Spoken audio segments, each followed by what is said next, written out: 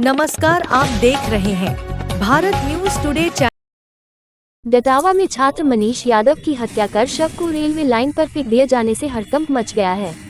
18 फरवरी को अगवा किए गए मनीष का शव रेलवे लाइन पर एक प्लास्टिक बोरी से बरामद किया गया है। हत्या की इस वारदात से इलाके में सनसनी फैल गई है। 18 फरवरी को छात्र मनीष यादव कोचिंग से वापस लौटने के बाद गायब हो गया। मनीष यादव रूप से इटावा जिले के भरथना इलाके के बंधा गांव का रहने वाला था। मनीष यादव का शव इटावा जिले के इकदिल इलाके में रात करीब 12 बजे एक प्लास्टिक की बोरी से बरामद किया गया है। हत्या करके प्लास्टिक की बोरी में शव को पैक कर फेंकने के पीछे हत्यारों की मंशा हादसा बताने की थी, लेकिन प्लास्टिक बोरी में शव मिलने से कहानी खुल गई। योजक चिन्ह सूचना मिलने के बाद स्थानीय थाना पुलिस ने शव को इटावा मुख्यालय के पोस्टमार्टम केंद्र पर पहुंचा दिया, जहां जाकर परिजनों ने शव की पहचान कर ली है। मनीष के पिता और अन्य लोगों ने शव की पहचान मनीष के रूप में की है।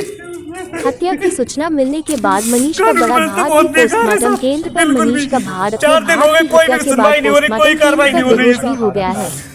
उसे उठा करके उसके परिजन दूसरे हिस्से में लेकर के गए। बार भेज रहे, कोई भी कार्रवाई नहीं हो रही है। सीसीटीवी कैमरा देखा गया, सीसीटीवी कैमरा खुद लेके गए तब देखा गया साहब। घर की जाओगे आप ही तो रास्ता बताओ किधर से आता था किधर से जाता था। पुलिस सब कुछ बताया मैंने, सब कुछ, लेकिन कोई भी कार्रवाई नहीं हुई है, कुछ भी, सब बेकार व्यवस्था ध्वस्त है बिल्कुल भी। मोबाइल नंबर की सीडीआर देखी जा रही है, सब कुछ देखी जा रही है। मूड पटक दे, मर जाए योगी सरकार भी, सब कुछ बेकार है भाई, याद है सब कुछ भी नहीं होता है, कुछ बेकार, सब कानून व्यवस्था सब कुछ। शांत होकर के चीजों को हथेली पे सबको नहीं होती। हम क्या करें, तो क्या करें, अब तू चला गया तो क्या करें अब। भाई शांत होकर के, इसीलिए कह रहा हूँ कि शांत होकर के अब इस समय बहुत धैर्य की आवश्यकता पड़ेगी। चीजों को अपना अब हम भी मर जाएंगे तो सब खत्म हो जाएगा, सब बस मरना ही है, अब तो मरना ही है, और क्या करेंगे। आ जाएगा भाई वापस लौट कर। क्यों मरने के बाद तो अब जिंदा हो गया क्या। फिर वही चीज है कि भैया अब तुम्हें देखना पड़ेगा ना चीजों को, अब तुम्हें संभालना है चीजों को। इस समय कुछ नहीं होना जाता है। पिता उतना वृद्ध होकर के भी अपना धैर्य बनाए हुए हैं, बड़े होकर के अपना चीजों को अपना शांत रख करके मरेंगे, मरेंगे, मरना से कुछ भी हो जाए, इधर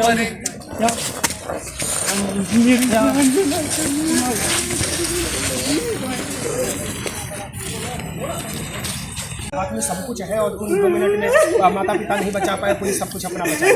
आपको देखना पड़ा सर, एकदम से कुछ भी नहीं सुना, अभी भागने जा रहे हैं, नाम लिखा गया ना, कुछ में कोई गिरफ्तारी हुई है, कुछ भी नहीं हुआ। कानपुर से रिलेशन है, मैं कानपुर से, मेरी ट्रेन लेट हो गई घूमती। देखिए, कल शाम लगभग 10 बजे के आसपास रेलवे से सूचना प्राप्त हुई थाना एकदिल को कि चितभवन रेलवे क्रॉसिंग के पोल नंबर 25/17 पर एक डेड बॉडी मिली हुई है। तो उस डेड बॉडी पर तत्काल पुलिस मौके पर पहुंची। वहां पर देखा गया तो उसकी पहचान नहीं हो सकी थी, जिसे ला करके यहाँ शव विच्छेदन गृह मोर्चरी पर रखा गया है। पहचान और शिनाख्ती कार्यवाही के क्रम में ही मौके पर वहां पर एक भरथना थाने में गुमशुदगी लिखाए हुए परिजन भी पहुंचे थे, जिनको बॉडी की पहचान के लिए यहाँ लाया गया है। अभी संभवतः उन लोगों के द्वारा यह बताया गया है कि वो बाकी पार्ट ऑफ बॉडी देख करके कि ये मेरा ही बेटा है या हो सकता है। इसके आधार पर शिनाख्त होते ही आगे की जो अग्रेतर विधिक कार्यवाही है वो अमल में लाई जा रही है। नहीं, ये तो डेड बॉडी जो अपने यहाँ बॉडी बैग होता है उसमें लेकर के आया गया है। वो सारी चीजें अभी हम लोग देख रहे हैं कि आखिर रेलवे के पास क्या क्या चीजें मिली थी और उन लोगों ने कैसे अपना दिया था। पुलिस को जैसे सूचना मिली तो जो बॉडी है उसको बॉडी बैग में पैक करके और ला करके यहाँ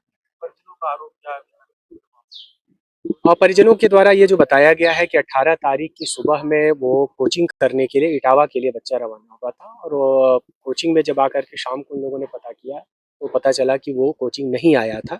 इस पर परिजन चिंतित हुए। वापस जाकर के थाने में उन लोगों ने गुमशुदगी की तहरीर दी थी, जिस पर थाना भरथना में गुमशुदगी अंकित की गई थी, और उसके जितने भी मोबाइल नंबर्स थे उनके आधार पर सीडीआर प्राप्त कर आगे का एनालिसिस और सीसीटीवी फुटेज वगैरह देखने की कार्यवाही वो लोग कर रहे थे।